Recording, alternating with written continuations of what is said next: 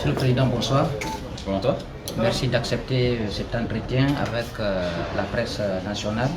Dites-nous quelle est votre première réaction sur le verdict qui a été rendu par le tribunal sur la récupération des domaines de l'État. Écoutez, je ne pense pas que la décision ait été rendue par rapport à cette opération globale, mais par rapport à mon domicile et à celui de Sidya Touré. Je suis déçu par cette décision parce que je sais que mes avocats ont présenté des arguments pertinents au regard de la loi et de la jurisprudence. Mais comme la juge s'est déclarée incompétente, je suis déçu parce que le droit n'a pas été appliqué. Alors, quelle va être la suite de la procédure? Est-ce que vous allez saisir une autre juridiction? Oui, mes avocats ont décidé de saisir le même tribunal au fond, par rapport au fond, c'est-à-dire la propriété de la concession. Et vous n'êtes pas sans savoir que cette concession a été acquise dans le strict respect de toutes les règles et les procédures en vigueur au moment de cette acquisition. Et comme je l'ai dit, j'étais surpris que le patrimoine bâti public qui a représenté l'État dans cette transaction ait envoyé cette demande de libérer les locaux. Surtout que c'est le patrimoine bâti public qui a encaissé le chèque qui a permis d'acheter le terrain et les bâtiments qui l'abritent.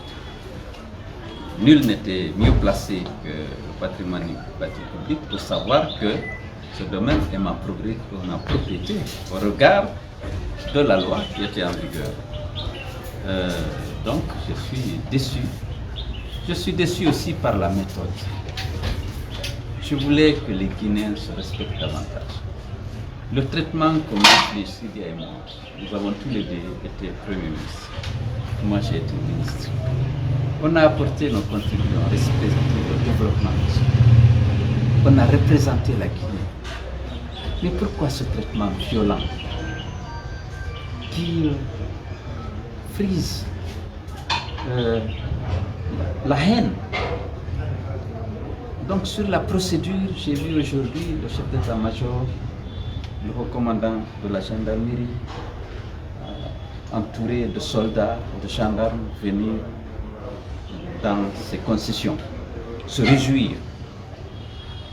La méthode, la procédure, la violation de la loi, tout cela n'est pas de nature à favoriser la cohésion, l'unité des Guinéens. Je souhaiterais qu'on ait un peu plus de respect les uns vis-à-vis des autres dans cette Guinée où nous devons vivre ensemble. Donc voilà, et donc nous attendons que le tribunal fasse son travail en espérant toujours qu'il y aura un sursaut patriotique des juges pour rendre la justice conformément à la loi. Monsieur le Président, est-ce que vous redoutez, comme certains de vos proches, qu'on utilise ce dossier sur le plan politique contre vous? Moi, il est déjà utilisé au plan politique. Je suis un homme politique, un candidat à l'élection présidentielle. Lorsqu'on dit, on fait savoir que vous êtes emparé d'un bien de l'État, ça abîme. Ça aurait pu abîmer mon honneur et ma réputation. Mais tous les Guinéens de bonne foi, tous ceux qui sont sensibles à l'injustice, m'ont apporté leur soutien. Et donc cet objectif n'a pas pu être atteint par ceux qui ont engagé cette démarche pour détruire, pour abîmer mon honneur et ma réputation. Ça a été un échec. Cependant, je sais qu'il y a une volonté de nuire un citoyen. Le citoyen, c'est lui d'Alain Diallo, qui est aussi un leader politique, un ancien Premier ministre.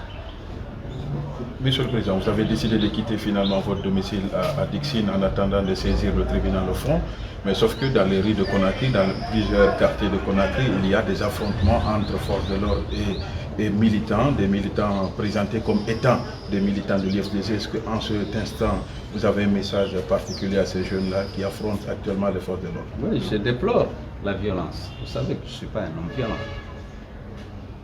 J'ai toujours prôné la paix, pas seulement par l'exhortation, pas seulement en rappelant les avantages et les vertus de la paix. J'ai prôné la paix en acceptant parfois l'inacceptable pour éviter que ce pays ne soit engagé dans des violences qui puissent entraîner le pays dans une guerre civile. Je déplore toute violence. Je revendiquais le respect de la loi, le respect de la dignité de mes compatriotes. Surtout, j'ai lancé un appel régulièrement à ceux qui dirigent le pays pour le respect des droits et des libertés des citoyens.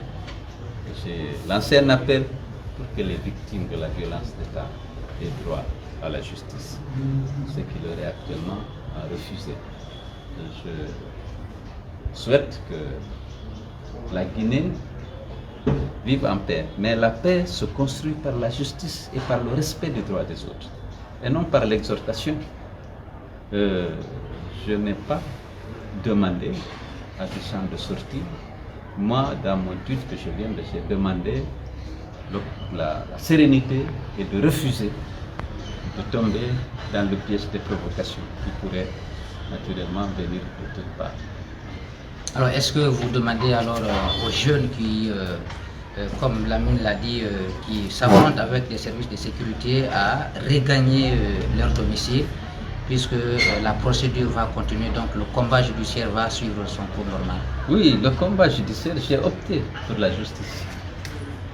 Même si j'avais des doutes quant à sa capacité de dire le droit, et puisqu'il y a toujours cette instrumentalisation de la justice par les gouvernants, même si le colonel Mamadi Doumbia avait dénoncé dans sa déclaration de prise du pouvoir l'instrumentalisation de la justice comme un motif qui l'a poussé à prendre le pouvoir et à déposer Alpha Condé.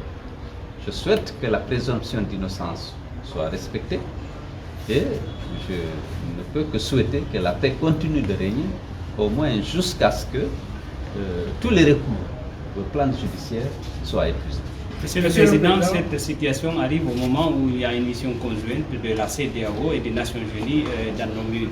Est-ce que vous les avez rencontrés? Comment ça se passe? Il était prévu une rencontre à 18h. La mission souhaitait rencontrer les dirigeants politiques et la société civile. Est-ce que le rendez-vous est toujours maintenu? Nous avons un problème dans ce pays.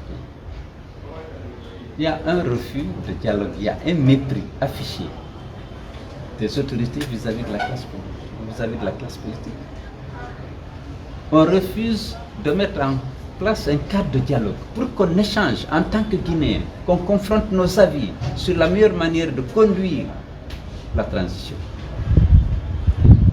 La CEDEAO et les Nations Unies arrivent, on nous écrit pour nous transmettre une demande de rencontre. On la programme. Les autorités du pays disent qu'il ne faut pas rencontrer les leaders politiques et la société civile. Vous avez vu ça. La crise est là. Le pays est en crise. Les gens qui sont susceptibles de nous aider à sortir de la crise, ils ne veulent pas qu'ils rencontrent les acteurs politiques et les représentants de la société civile. Ils ne veulent pas nous rencontrer eux. Ceux qui auraient pu faciliter le rapprochement des positions, jouer un rôle de facilitateur pour que la transition soit conduite dans la paix par le consensus. On ne veut pas que ces gens nous rencontrent. C'est à vous de juger. Mais quand est-ce que les Guinéens vont se considérer comme des frères et qu'on se respecte en dehors des responsabilités qu'on a occupées? Comment on peut sortir Sidia Touré, un Cellou Dalein, dans les conditions qu'on a vécues ce matin? Pourquoi ne pas dialoguer? Nous considérons ces militaires comme nos frères. parfois nos petits frères. On peut s'asseoir, discuter, trouver un consensus. Mais par l'exclusion et la violence des autres, on ne veut pas construire la paix. Il faut que ça change. Dans cette procédure, Monsieur le Président, il y a des familles qui semblent être épargnées. On ne sait pas trop sur quelle base. Comment est-ce que vous voyez ce traitement réservé aux uns et aux autres, une sorte de justice à deux vitesses, voire plusieurs vitesses? Oui, j'ai appris qu'on a dit que ceux qui ont bénéficié de décrets ou d'actes au temps de la Première République, du président Sékou Touré, sont exonérés de justifier leur acquisition. Par contre, ceux qui ont bénéficié d'actes de la part à partir de 84 doivent le justifier. Ceci dit, je pense que tout ça, la plupart des gens interpellés dans cette affaire, en dehors de Sidia et moi, j'ai le sentiment que c'est des victimes collatérales d'une volonté de nuire aux leaders politiques. Regardez tout le tapage, c'est sur Sidia et moi. Au départ, on disait que c'est du petit bateau jusqu'à l'Andrea. Même si on n'a pas annulé pour les autres, la médiatisation, la mobilisation de la force sont dirigées contre les deux leaders politiques. Je vous remercie. Merci.